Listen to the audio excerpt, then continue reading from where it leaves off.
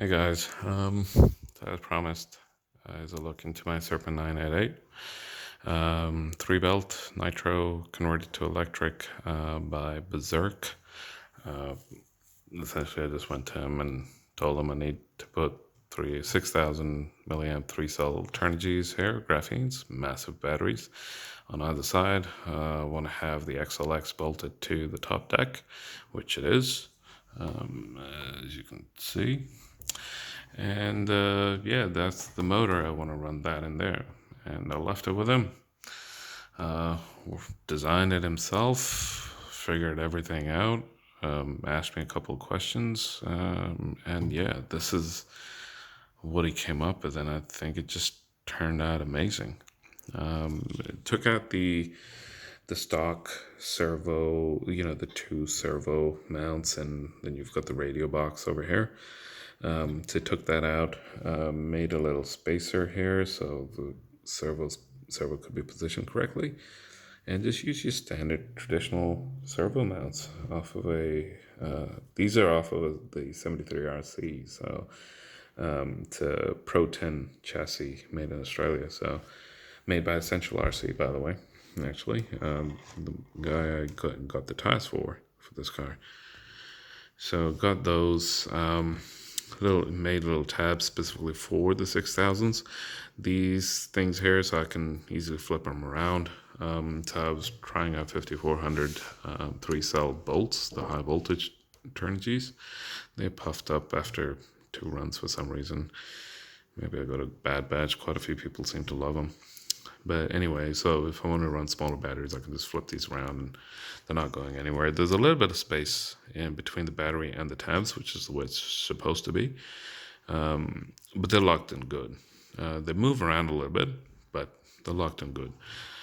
But, and yeah, I mean, that's the other thing. If I want them to be completely like hard mounted, I just drop this down a little bit. I've put a spacer underneath these tabs. I don't know if you can see them. Yeah, that's just so that I can have that little bit of play between the battery and this tab up top. A little piece of Velcro there. I put my receiver pack there. Run the wire up. Hook it up to the BC like so. That's just your standard Castle Blue BEC. This runs just sitting on a touring car tire. Not the most stable platform, but anyway. So that's a Savox high voltage servo. So I've set the BC to 7.4 volts. I don't know, I just like running it through a BC. It's just a little bit more clean, a little bit more managed. It's not on full discharge constantly, so it seems to last a little bit longer. So there's no fans or anything. So essentially, it's just running the servo and the receiver. The servo is, for those of you curious, focus 1268 SG Savox. Very good servo, but it needs to have a separate power supply. Very, very power hungry. But yeah, motors, your run of the mill TP, which I stripped out, the anodizing off of it. 40, I believe, is the can size. Yeah, not 100%. Either 40 or 4050. It's not a huge can. It's actually pretty short. But the other thing that he did was, so I read on the forums when I got this car that the side belts run a little bit loose compared to the 977. So it wasn't, even when it's completely cranked down, the belt tensioner. So we tried that, and sure enough, it was. It wasn't. It may be fine for the track, but for speed runs, I mean, it wasn't. No, really. It was a bit too loose for my liking. So Paul, what he did was utilized, where the nitro exhaust pipe hooks up to. So use that. I don't know if you can see that, but you can see that little piece of carbon. So that's an adjustable belt tensioner. It serves two purposes. Obviously, as you can see, it adds a bit of much needed tension, but now it's super secure. So there's no belt skipping, no nothing, no slack, but it's not like cranked. It's not overly tight. You can. I'll shut up for a sec. It's not super tight, but as you can see, it's perfectly tracked.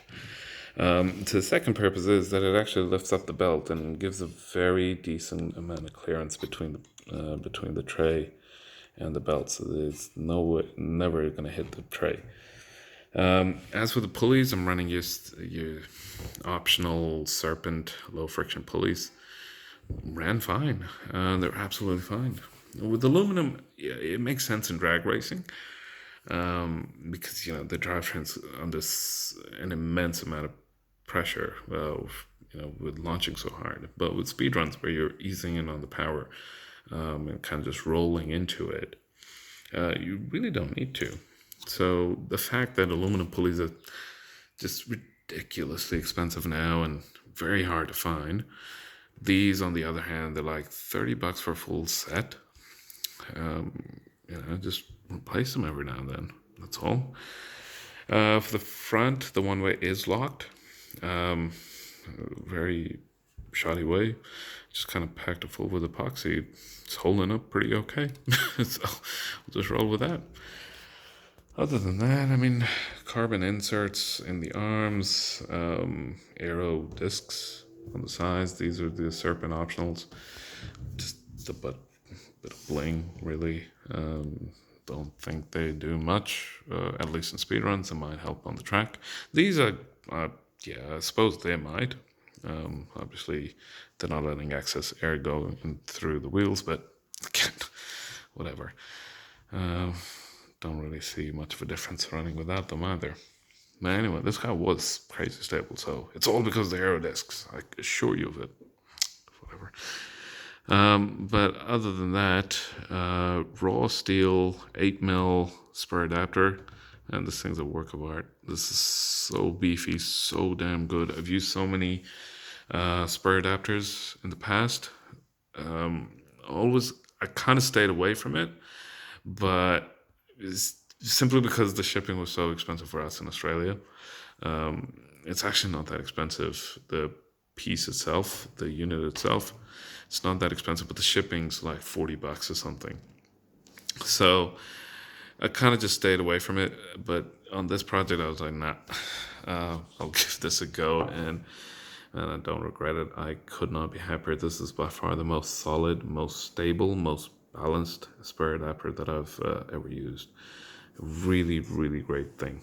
And beefy as all hell. I put some Loctite in it, obviously, with the screws, and this thing's not going anywhere. It's like one solid spur.